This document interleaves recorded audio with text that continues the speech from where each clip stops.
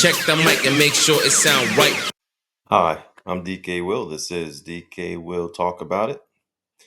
And let's talk a little bit about a couple articles I have here in regards to the SEC killing the 19B4 filings. Basically, a request by the SEC because of the new generic listing standards for those who have filed 19B4s for their ETFs to withdraw their filings. You'll notice here this article from the 29th of September says the U.S. Securities and Exchange Commission has asked issuers of proposed ETFs tied to XRP, Litecoin, Solana, Cardano, and Dogecoin to withdraw their 19B4 filings. This request follows the approval of the new generic listing standards that remove the need for individual 19B4 forms. Instead, the streamlined framework allows exchanges to list crypto ETFs under the same umbrella rules, provided the tokens meet existing criteria. Then it gives a definition of what the 19B4 is, and it's a formal request an exchange makes to the SEC. So the exchanges like NASDAQ, the exchanges like the New York Stock Exchange, the exchanges like the CBOE, the exchanges like ARCA, those are the ones who submit these 19B4 filings as formal requests to the SEC. And the SEC is asking them to take them away, to take them down. It says here under deadlines approaching, several issuers had decision deadlines in October and November. With the withdrawal of the 19B4 filings, these deadlines no longer apply. Instead, the issuer must now rely on the S1 registration process, the document that provides detailed information about the ETF to investors. What it means for XRP. The timing has drawn attention because XRP is seen as a strong candidate for an ETF. It's probably going to blow all the records out of the water. And the change does not delay approvals indefinitely, but it does shift the process. And if you like the content I'm providing, please make sure to like, subscribe, and ring the bell for notifications, and then come back for more DK Will Talk About It. And here is a key shift in that process right down here. Without 19B4 deadlines, the SEC can approve or reject applications at any time based on the S1 filings. So the road ahead goes on to say analysts say the move is not a setback, rather, it signals that the SEC's new framework is now active and ready to use. For XRP and other tokens, the next step depends on how quickly issuers update their filings under the streamlined process. Now, notice it says how soon issuers, not exchanges, update their filings under the streamlined process.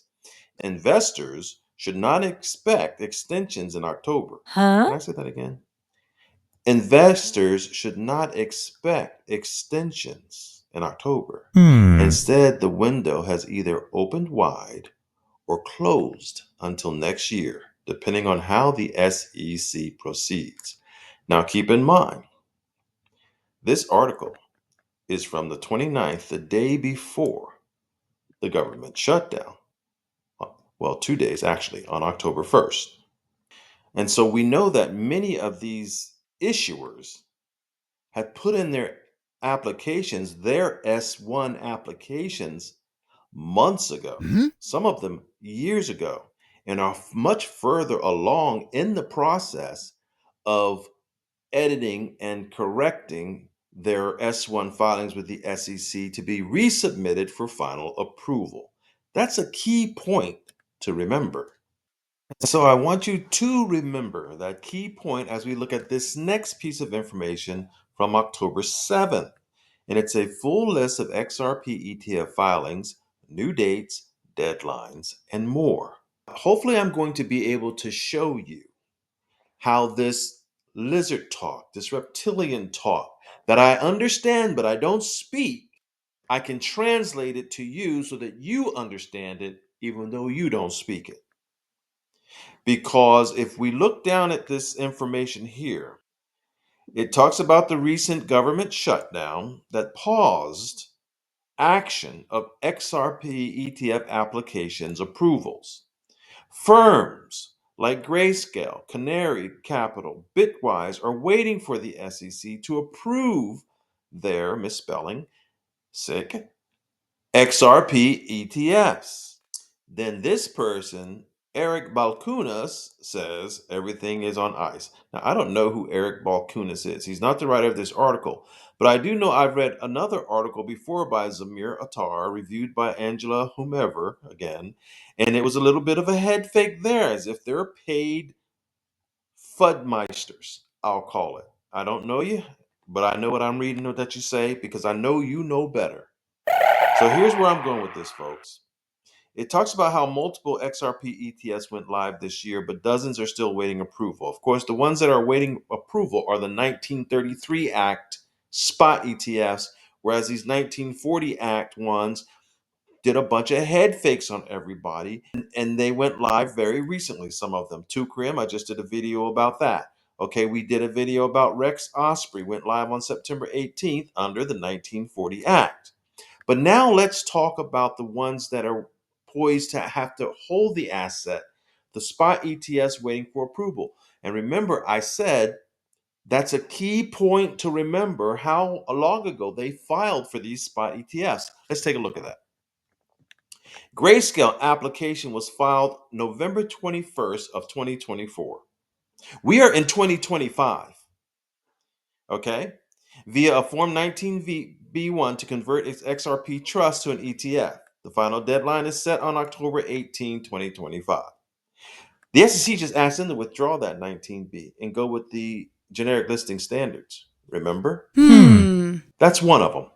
Wisdom Tree, their application was filed in December of 2024. We are still in 2025, and they did it via Form S1 to launch an XRP ETF that directly tracks the price of XRP.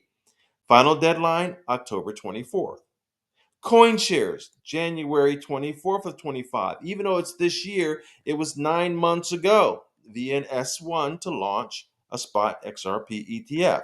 21 shares, November of 2024. Canary Capital, October of 2024. And then Bitwise of December of 2024. All these applications were filed months ago, people. And that means they've already collaborated back and forth with the SEC about what adjustments need to be made. Now, here's the lizard talk. Okay, everything looks good. Hold on to those. We have a little more shaking and jiving to do and churning of the markets to do for the retail investors to get kicked out.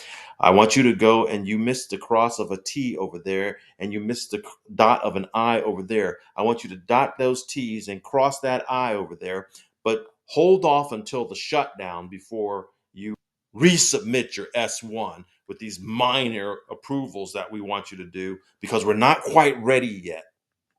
Do you hear what I'm saying, people? That's what DKWILL is saying. What do the experts say? Eric Balkunas, a Bloomberg expert. What is Bloomberg? Bloomberg is what? A news outfit? Has expressed his enthusiasm regarding the ETFs multiple times since the beginning of October. As the applications neared their deadlines, the U.S. government shutdown caused a pause in approval. Reacting to this, Balkunas said, "From what I hear, everything is on ice. It's like a rain delay. Bad time, but what are you going to do?" I think you should shut up, is what you should do. Because I'm not believing this lizard speak, and you must be a part of the lizards, or at least they give you your food. Because you're right, like a rain delay. And the rain can stop as quickly as it started, people. And so just to wrap this up, what is an S1 filing? Well, let's go look at one. Here's one right in front of you. Form S1. See it? There it is right there. Notice the information that it's requesting. This is right from the SEC's website. Where is it? Right there. See sec.gov? Let's go back to it again. All right. So here it is. This is the information they're requesting. You see that? Inconsequential, isn't it? Yes. What kind of stages? large accelerated filer, non-accelerated filer, accelerated filer, small reporting company, emerging company, whatever, nothing, right? Then we have instructions, people. Instruction page after instruction page. Another instruction page defining the instruction page. Information required on the prospectus. Now, this is what's required. Notice this information? You notice this information? You notice this information? This information does not need to be submitted for approval. This is information to complete the process of the documents that will be submitted for approval. So far, we have a cover page, right? Let's keep going. Material changes, I have to make note of those. And I think we're going to come up on the fee schedule. Bear with me, yes. This is it. Calculation for filing of fees. Exact name of the resident as specified in its charter. The form type. Give us this information that they've already had for months. Oh, you made a mistake there. You forgot to put the second zero after the decimal point. Fix that and send it back, and don't do anything until after the shutdown. Then we have more instructions. How the fees are supposed to be registered and paid, right? Keep going, keep going, keep going, keep going. This is instructions. Then we have a signature page. That's it. That's your S1. And that's the end of the story. Instructions for the summary prospectus. You know, you can make alterations on the prospectus after you actually do the filing of the S1. After you've actually listed the product, you can go in and make adjustments on your prospectus pursuant to the Security Acts of 1933. So, folks, don't believe the lizard talk. These XRP ETFs are not being delayed, they've been expedited, and the people with all the money have been given relatively a carte blanche to release their ETFs. And they're probably going to go in order of assets under management and power, which is why Grayscale did the OSPRI, I believe. So, folks, just another video on this charade that's being put in front of the investing retail public. And then there's people like me, DK Will, and DK will talk about it, who can help you understand, hopefully, what's really going on. Because if you recall, on the SEC's approval of the generic listing standards for commodity-based trust shares, the exchanges don't have to ask the SEC anymore. The SEC is saying, take away your ask. We don't want them anymore. Right? Right here. And now the issuers just have to have their prospectus information to the retail public accurate, but they've already been jacking the retail public around already with this churning so that they can get their spot ETF supply on the cheap. And that's exactly what's happening. That's exactly what's happening.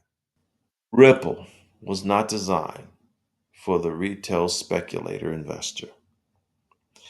Most of your assets are being controlled by financial advisors and their firms in your 401ks, in your 457s, in your Roth IRAs. They're the ones who are doing all the investing. And unless you are a accredited investor, you are even more restricted, but even accredited investors are restricted. The ETFs are coming.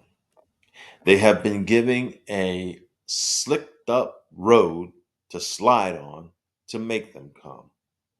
The process has been underway for months, nearly years for some.